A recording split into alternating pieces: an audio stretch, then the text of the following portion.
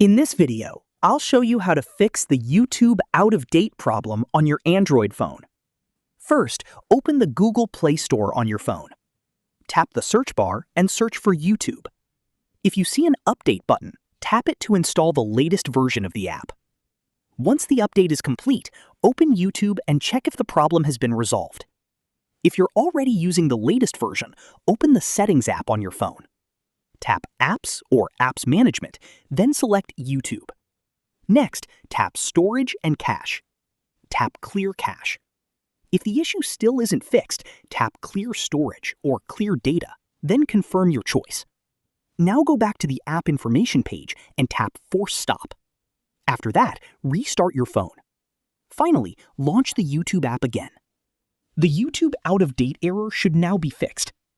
That's it. This is how you can fix the YouTube out-of-date error on your Android phone. If you found this video helpful, don't forget to like the video, subscribe to our channel, and press the bell icon for more tutorials. Thanks for watching.